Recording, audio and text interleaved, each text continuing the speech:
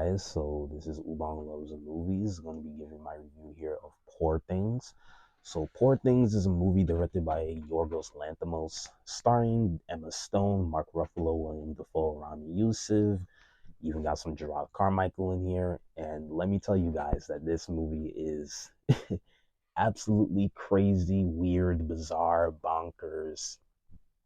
I would also say at the same time liberating, emotional, shocking, graphic. I mean, look, this has been Poor Things. This has been one of the most anticipated movies of the year.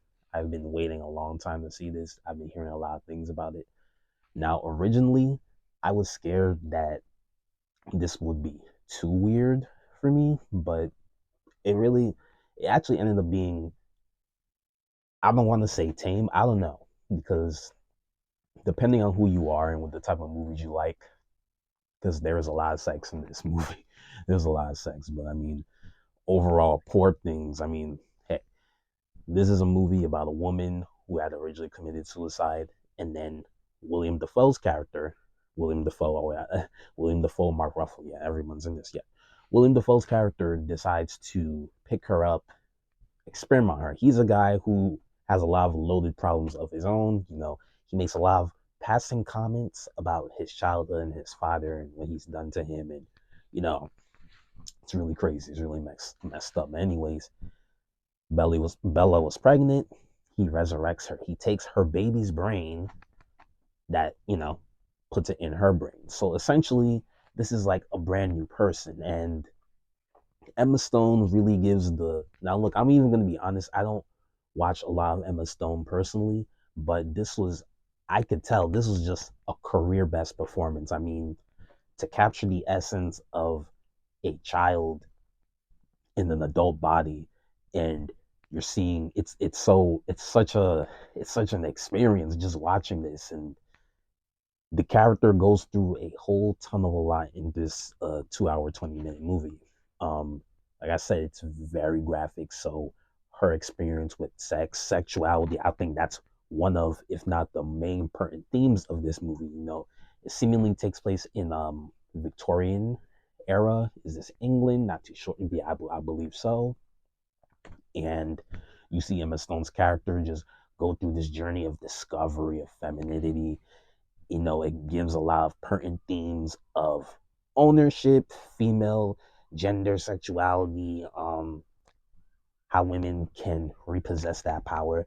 Now, I would personally say that, from my perspective, that this kind of gives off that slightly feminist image, when that slightly feminist theme in a tasteful manner that I think is not too preachy compared to other movies like a Barbie. No, I loved Barbie. Listen, I saw Barbie 5 times, by the way, but I think Barbie got a little too preachy, especially for a comedy.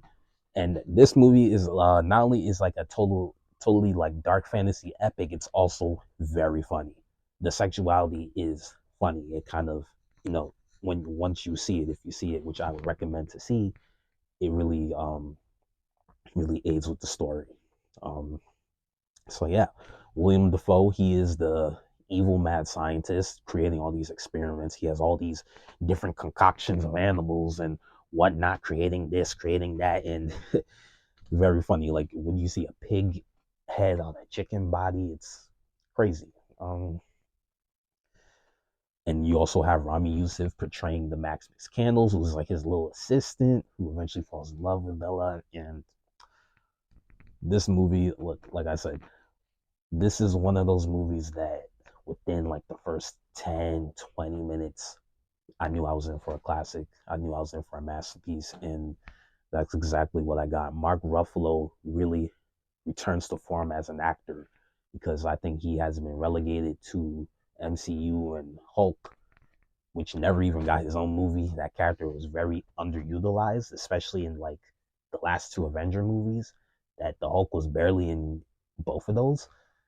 Anyways, Mark Ruffalo really returns to form as Duncan Wedderburn, who, it's kind of blatantly obvious that he sees this Bella figure, and the naivety and her innocently discovering things, and yet she's so easily open to sex, and being exploited. He sees her, he takes advantage of that. And the great thing about Bella and Emma Stone's portrayal is like, how little kids are very blunt about things. How little kids will blatantly say some. I've seen little kids talk about, oh yeah, that lady, she looks like a man, or that dude, I think he's gay, or like or little kids can even tell when adults are sleeping together, like stuff like that. They could tell. Like she very blatantly states, like, oh yeah, I could tell that he wants to take advantage of me, but I want adventure. And I guess you could say that the difference between William Dafoe's character and Max McCandless is that they're not explicitly trying to take advantage of Bella, but yeah, at the same time, it's still exploitive in nature. I mean, you take this woman's body, perform experiments, and their intent was to basically keep her, and to my understanding, basically like keep her, parade her around to themselves. But you know, I did enjoy that William Dafoe's character, like he lets her go. Like that's something that was a little bit divergent because usually when you see these mad scientists and they create these um crazy combination characters and monsters, they usually want to keep them tight knit to themselves. But I like that he let her go because the journey that she goes on is just crazy. Like this will be a full spoiler thing, but I'm gonna do a better analysis. But I would just want this to be a straight review for now. But the set piece designs of the different worlds, which is different countries they're traveling. They go to Brazil, Egypt, back to London. Um, it's just amazing. Like I said, the themes in here is not just sexuality, but it touches on classism, on capitalism, like all these different things because as she's traveling with Mark Ruffalo's character, they're kind of like rich, well off, and as she's discovering the world as a child, so she's starting to understand poverty and inequality, and you know it's natural for a kid to sit there and wonder like, why are people poor, why is this happening? And it's like she gets into situations such as the gambling money that Wiederman makes, and that she gives it off to the poor, the guards steal it anyways, but she thinks she's helping the people. And this childlike naivety that she goes throughout the film, it eventually expands. She does stay full kiddie mode for the most part, but it still advances in a naturally progressive way. That's why I found like it really powerful that she ends up being a prostitute. Like, you know, and of course the way they handle it, like it's very telling. Like I said, she handles these things.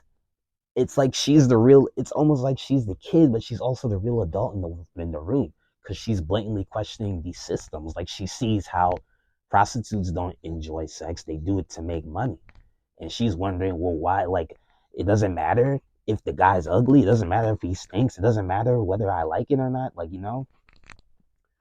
bodily autonomy. That is a very huge point here. But yeah, I think overall this film, like I said, it may not be everybody's cup of tea.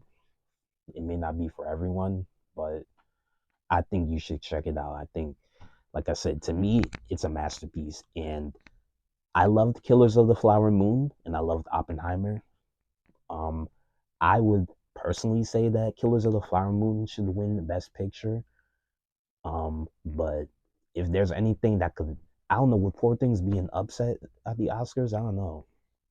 Because I think this could be a situation like kind of similar to the 90s where Saving Private Ryan was like the big summer movie that everyone thought would win. And then Shakespeare in Love came, but Shakespeare in Love was kind of rigged because of Harvey Weinstein. But I still personally think that basically to say that Poor Things is going to be a heavy Oscar contender. Like I said, my point was that I love the Lily Gladstone and Killers of the Flower Moon. I love the Native American representation as much as I would love to see that win. I think Emma Stone really gave the best female acting performance of the entire year.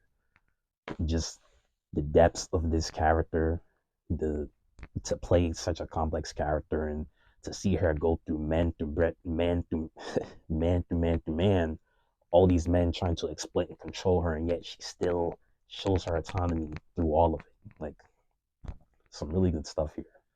So there will be a better, deeper breakdown, but this is just a straight review. Poor Things, Emma Stone, magnificent. Mark Ruffalo, William Dafoe, Rami Youssef, all these, everyone. This is like, I don't know how rare it is for a movie to get like 3 supporting actor noms, but the 3 men in this movie they all just really killed it. Like, and Emma Stone just amazing. So check out Poor Things.